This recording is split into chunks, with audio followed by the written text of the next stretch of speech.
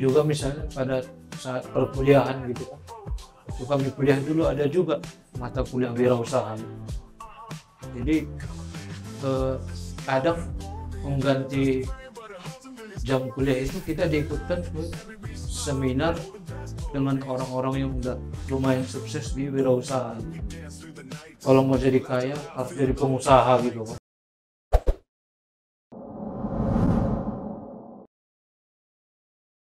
Assalamualaikum warahmatullahi wabarakatuh semuanya. Selamat datang buat Bang Dirja dan Bang Cakil di podcast Sotpal TV. Saya perkenalkan dulu nih ya Bang ya. Bang Cakil ini adalah seorang pelaku UMKM tapi punya pengalaman untuk mementori ya Bang ya. Mementori untuk teman-teman penyandang disabilitas. Satu lagi Bang Dirja. Bang Dirja ini sebelumnya menjadi pelaku UMKM yang mengikuti program Kubik ya Bang ya. Iya. Dalam Kubik itu adalah kelompok usaha bisnis inklusif ya. Iya. Yang mana mengikuti pelatihan untuk bisa berdikari ya, secara mandiri membuka kerjaan usaha sendiri ya. Iya. Jadi sebelumnya Bang Dirja pernah ikuti latihan sama Bang Cakil ya. Iya. Mungkin dari Bang Cakil dulu. Bang Cakil, gimana pengalamannya soal mentoring ini, mementoring teman-teman penyandang disabilitas ini, Bang? Kalau pengalamannya baru kali ini pengalamannya mementori disabilitas ini. Sebelumnya mungkin mementori yang kayak seperti kita juga, ya. Selama ini Abang ini ya, ada usaha ya? Iya Pak. Kafe kopi ya? Ya kopi Pak. Kopi dari situ Bang. Ya di usaha kopi itu biasanya aku mementori yang sorry nih Bang, yang umum lah. Iya. Dan aku ya mungkin terbiasa di situ kan ada ya menurut aku gampang lah gitu kan. Misalnya menggiling kopi. Ya menggiling kopi, buat latte, buat manual brew apa segala macam, dan aku pun bisa bergaya komunikasiku pun dengan biasa gitu. Ya kalau di situ mungkin mungkin aku lebih aman gitu. Tapi setelah jumpa komunitas ini aku dapat tantangan dan dapat pelajaran juga dari mereka. Pengalaman baru ya? Pengalaman baru dan dapat pelajaran juga dari mereka. Jadi Bang Dirja dulu awalnya ikut latihan ya Bang ya? Iya Bang. Gimana kok bisa ketemu sama Bang Cakil nih awalnya gimana? Kalau ketemunya itu karena ada kan kakak yang bertugas sebagai operator lapangan pengendali proyek Kubi ini Bang. Jadi kakak itulah yang berjumpa dengan Bang ini lalu bikin jadwal untuk mentoring gitu. Memang apa ya? Memang khusus mencari tentang berhubungan dengan kopi ya? Iya Bang. Kenapa tertarik dengan kopi Bang awalnya? Kalau aku sendiri pertama kan Bang, kopi ini kan luas peminatnya gitu, mulai dari kalangan kantoran, rumah tangga, walaupun mungkin usia terhitung mulai remaja ke atas gitu. Tapi kan kopi ini minuman yang akan selalu sepertinya dalam waktu berkepanjangan orang butuh gitu. Apakah menemani waktu santai atau justru sambil bekerja?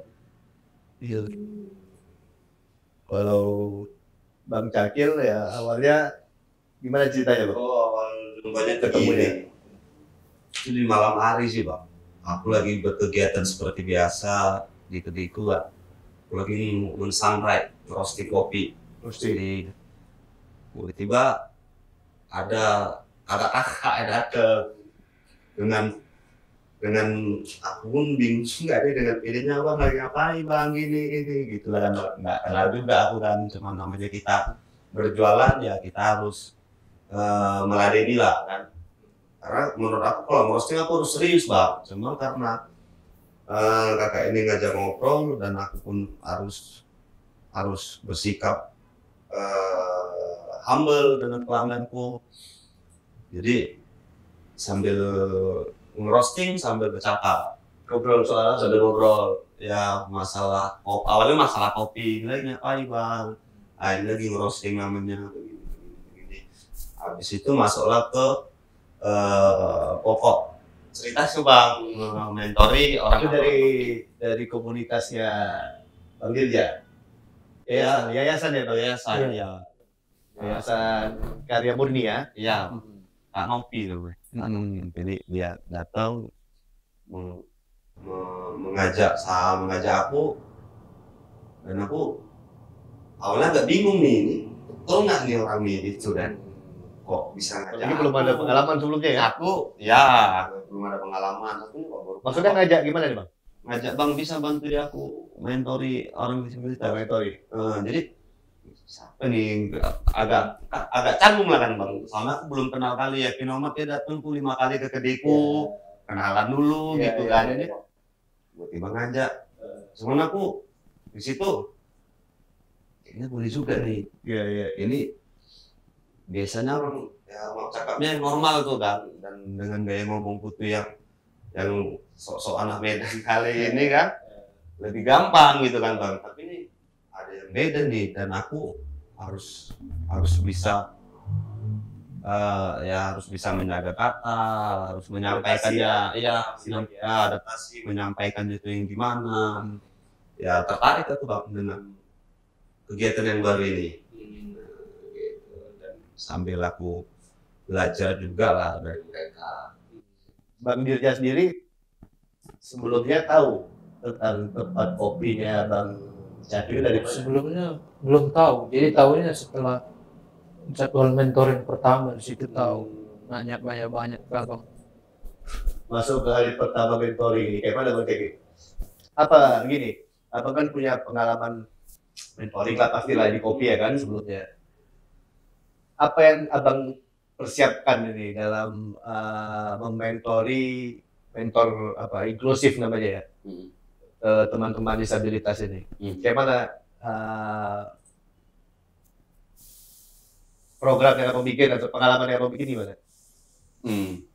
Jadi ya aku dapat tawaran tuh hanya mengajari menggiling kopinya bang. Proses penggilingan kopi. Proses penggilingan kopi yang mana aku bilang ini cuma giling loh, aku bilang gitu, nggak terlalu banyak yang perlu aku ajari. Awalnya aku nggak tahu tuh bang, maaf bang ya, yang tunanetra itu ajarin, yang aku pikir tunarungu, aku pikir gitu kan. Aku bisa lah nih gitu kan, bisa melihat aku dengan gaya praktekku gitu kan. Awalnya seperti itu. Ya, aku bisa lah nih. Rupanya besoknya aku dikabari tunanetra. Waduh, gimana ini aku nih?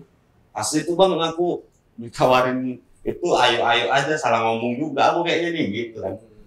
Amin ayo aja, aku pun belum ada pengalaman untuk yang mengajari yang beda ini gitu kan. Baru terbayang lah ya, berarti Iya, gimana tuh nih?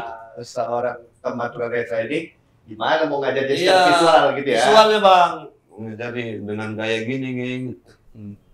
Asli tuh ya agak ayah juga aku tidur malam itu memang memikirkan itu, aku harus berarti aku harus jaga ucapan, aku takut salah ngomong, aku takut karena aku kan hanya bergaya dengan kata bang, nggak dengan gaya tubuh, nggak dengan visual, nggak dengan apa. Jadi aku menyampaikan itu harus dengan omongan, harus menjaga lagi cakapku nih, cara menyampaikannya harus gimana.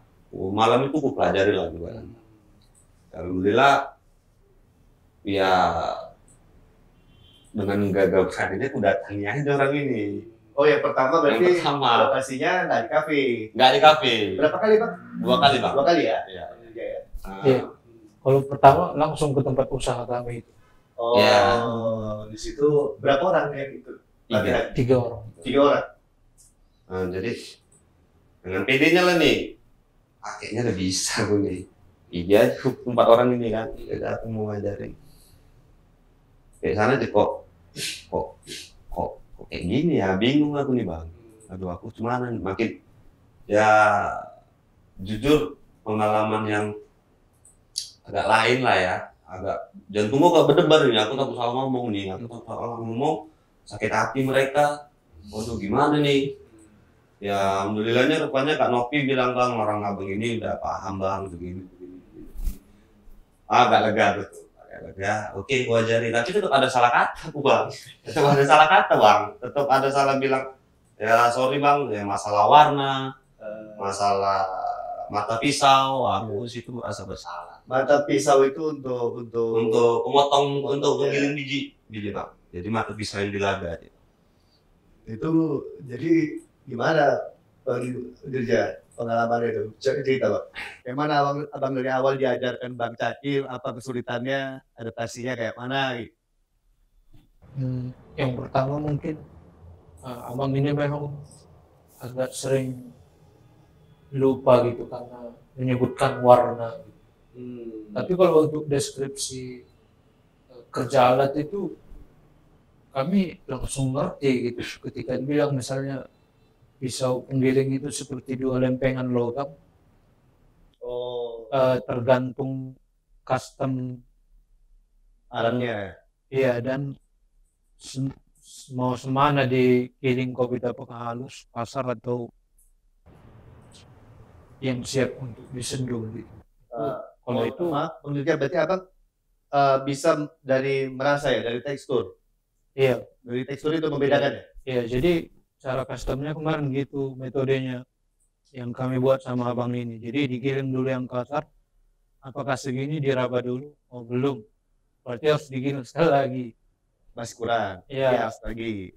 Baru kalau udah dapat sehalus mana, ya baru. Berarti caranya seperti ini dilakukan seperti itu. Itu khusus ini ya, Bang Cakil? Penggilingan aja ya? Penggilingan aja Bang. Jadi khusus penggilingan kopi dari biji ke bubuk. Apalagi pengalaman ada kendala-kendala selain itu? Selain mata pisau? Ya ucapan lah Bang. Aku jujur kendala pun jadi ucapan. Aku salah ngomong. Aku salah ngomong Bang. Sungkan Bang. Terakhir rupanya abang ini juga bilang, udah Bang, santai aja Bang. Kita udah paham kok itu. Ya makin enak aku jadinya Bang. Ya ngomongku, oh gini Bang, harus begini Bang, gini. Ya gitulah Bang, lebih terbuka lah setelah dari abang ini ngomong. Ya. Kalau dari Kak Nopinya aku belum, iya kok iya, karena kan Kak Nopi kan normal kayak kita Bang, iya kok iya. Tapi kalau langsung dari orangnya langsung, aku jadi lebih ini sih. Cuma ya kendalanya cuma ucapan lah. Di pertemuan kedua itu berapa lama? Kurang lebih 3 jam 4 jam Bang. 3 jam. Iya Bang. Itu 2 orang, 3 orang ya? 2 orang. Dari situ udah banyak lah dapat ya, Bang Dirja ya, ilmunya ya. Iya, karena itu kan kemarin sempat ada kesalahan mesin gitu Bang. Jadi setelah beli mesin sesuai rekomendasi Bang Cakil, baru kita intens melakukan pelatihannya pertemuan kedua itu. Oh, baru sesuai sama yang dipakai. Iya. Yang dimau ya. Yang dibutuhkan ya.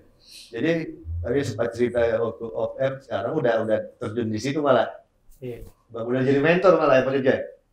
Kalau mentor masih di mentornya aja Bang, jadi mentor dulu. Apa aja yang kamu dapat dari hasil 2 kali pertemuan dengan Bang Cakil itu? Kalau yang pertama seperti yang sampaikan tadi Bang, kesalahan jenis mesin gitu kan. Jadi tahu membedakan? Iya. Pokoknya abang ini juga banyak menjelaskan mesin-mesin yang mana, mulai dari kualitas sampai kapasitasnya gitu. Spesifikasi apa ya? Iya. Spek alat mesin ya? Iya. Lalu penjelasan mengenai sangrai juga, jenis biji, ini tingkat kematangan saat melakukan sangrai itu.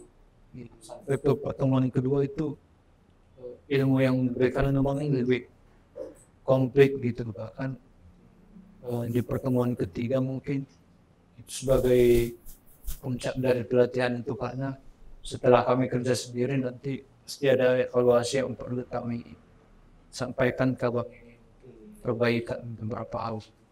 Iya. Di luar masalah peralatan tadi ya, peralatan teknis ya. selama Bang Dirja ini sekarang kan udah terjun lah di usaha itu langsung, Iya, punya bisnis lah kan, iya. penggilingan biji kopi. Apa tantangan-tantangan sebagai pelaku UMKM? Apa tantangan yang abang hadapi sekarang? Kalau yang pertama itu kan Bang, sepertinya mengenai stigma buruk dari masyarakat yang mungkin belum terlalu berpengetahuan kalau disabilitas itu, khususnya kami netra, kan juga bisa berwirausaha. Jadi kemungkinan Bang, stigmanya seperti kurang percaya higienitas produk kita itu gitu kan. Karena mungkin dia mikirnya, dia kan tunanetra, jangan-jangan kurang bersih prosesnya gitu kan. Oh gitu. Kalau sebenarnya saya ikut prosedur bagaimana supaya produk itu tetap bersih sampai dikemas kan gitu. Itu mungkin Bang. Berarti itu kan berhubungan dengan kapasitas penjualan. Ya itu Mbak, mungkin ya kita bahas tadi kan, Bang Dirja mungkin sekarang posisinya kondisinya tidak bisa melihat, tapi bisa melewat sentuhan kan dengan tekstur, bisa membedakan bersih, kasar gitu, udah bisa membedakan ya. Itu apa harapan Bang Dirja bagi masyarakat lah ya, supaya bisa mensupport dunia usaha? Apalagi yang boleh sampaikan Bang Dirja? Kemudian mungkin kendala yang satu lagi itu mungkin berhubungan dengan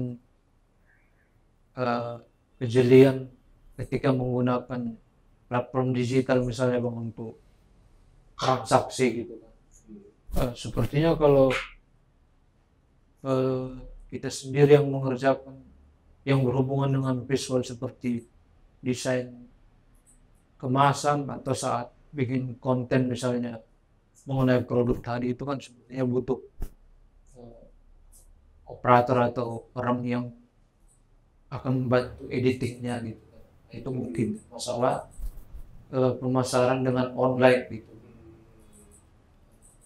Jadi untuk harapannya seperti yang stigma tadi, ya sebenarnya tidak perlu diragukan higienitasnya. Kita mengerjakan produk itu ya pastilah menjaga kebersihan. Ya standar ya. Dan kita bermitra pun dengan orang-orang yang sudah lebih dulu terjun gitu, dan mendapatkan mentoring dari mereka.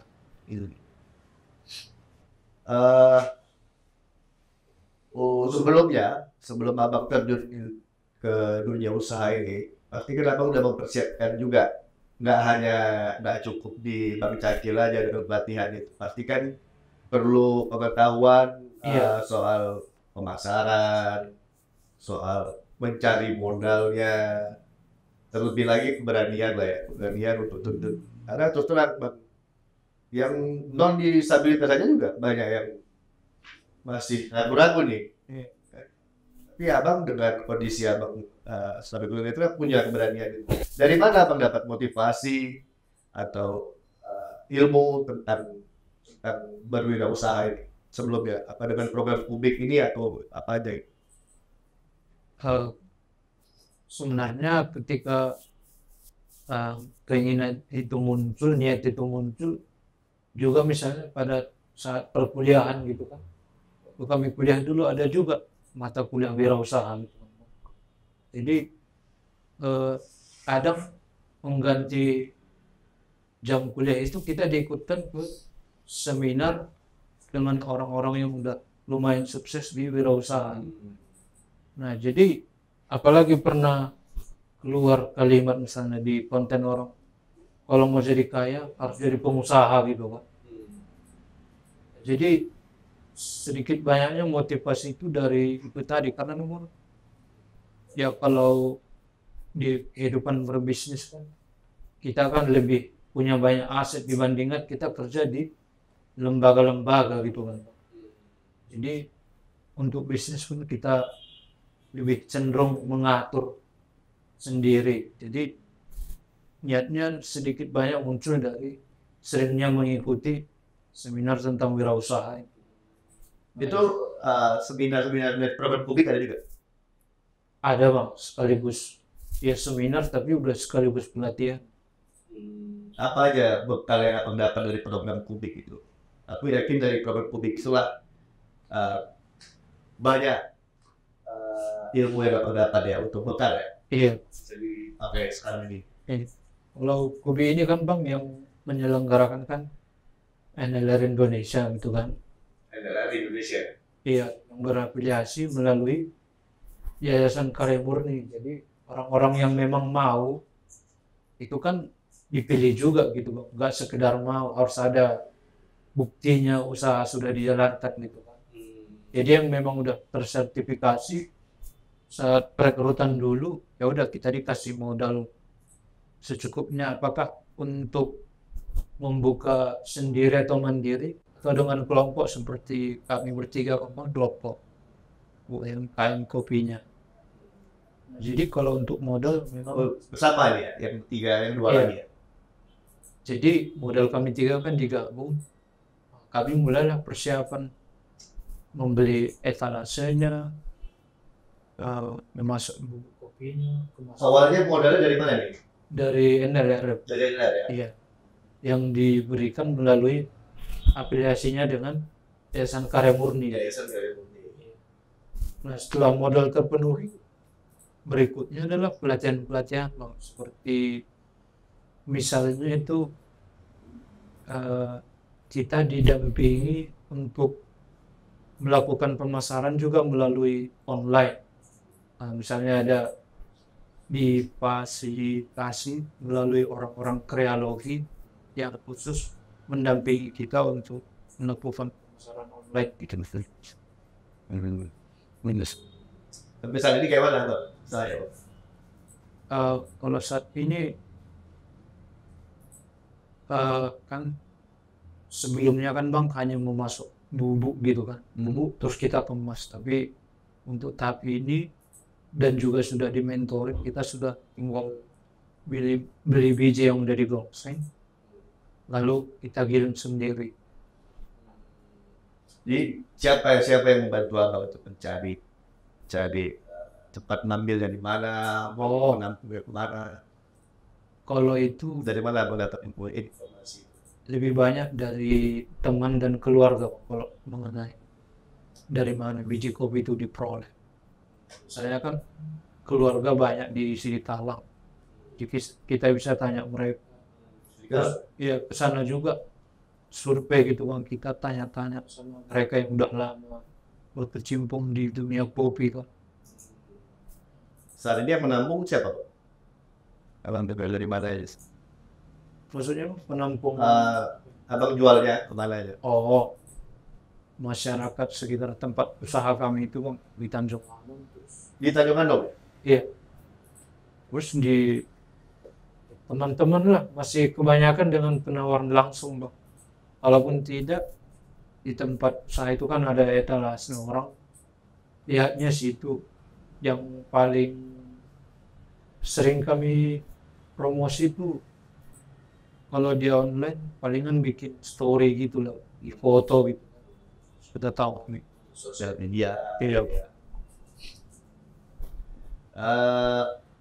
Bang Kakil, apa harapan Abang dengan ini? Jadi Abang kan udah terlibat lah ya dengan teman-teman kita dari disabilitas. Apa harapan Abang untuk teman-teman ini Bang? Ya harapan aku ya mereka jadi lebih mandiri, tetap semangat lah. Harus terus Ya, belajar. iya lah, yang pasti harus semangat dan mau kalah itu aja sih bang. Dan aku salutnya mereka nih nggak mau kalah dari kita ini bang. Dan mereka kayaknya lebih semangat dan aku pun harus lebih semangat dong. Itu harus jadi motivasi juga. Kalau Bang Jejak, mungkin harapannya dari teman-teman yang lain, adik-adik untuk menjadi apa ya, tetap bisa mengikuti jejak Abang. Bisa sebagai berwirausaha, punya keberanian gitu. Ada harapan-harapan. Ya, kalau harapan itu pasti bang, entah di bidang produksi barang atau jasa pun teman-teman disabilitas netra harus mencari atau menemukan peluang dan kesempatan berwirausaha itu. Disabilitas itu juga ternyata tidak ada masalah di situ. Kita juga bisa, tentunya harus memilih kegiatan usaha yang tepat gitu, dengan mempertimbangkan banyak hal maupun kondisi dengan kemampuan kita. Harus yakin. Iya. Untuk pemerintah sendiri atau pihak pemerintah atau pihak swasta yang lain, apa bentuk support seperti apa yang Bang Dirja harapkan dari pemerintah Ya, kalau terkait pelaku UMKM lah ya? dari pemerintah mungkin kalau lebih ke fasilitas umum sudah. Fasilitas umum. Iya, misalnya di berbagai tempat untuk administrasi usaha pada fasilitasnya itu tidak memadai untuk Akses jalan misalnya. Iya, entah itu untuk tunanetra atau tunadaksa misalnya. Masa dia datang dengan kursi roda, lift nggak ada, harus naik tangga, kan nggak mungkin. Oh, itu Itulah contoh kecilnya sehubungan dengan mobilisasi. ya, itu memang agak jarang kita lihat di fasilitas umum ya. Iya, Mungkin harapannya kepada pemerintah supaya menyediakan sarana prasarana ya untuk mempermudah. iya. Kalau soal pelatihan kan ya ada, selalu ada dari Disnaker misalnya. Selalu ada ya dari Smelter ya, Iya, ke Medan ya. ada unit layanan disabilitas. Mungkin untuk closing ada yang boleh disampaikan terakhir dari Bang Cagil dulu mungkin. Ya tetap kayak pesan tadi Bang Dirja dan teman-teman tetap semangat, tetap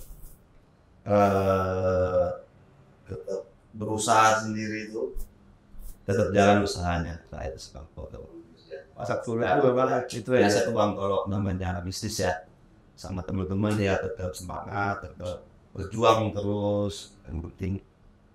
Yang penting ya apa ya, yang penting usaha mandirinya dijalankan. Untuk Bang Dirja mungkin ada, karena kan ini peran NLR Indonesia dan Yayasan Karya Murni ini kan sangat besar nih Bang. Iya. Masuk juga dengan mentor seperti Bang Cakil ataupun pendidikan yang didapat dari luar itu, ada nggak yang mau disampaikan Bang?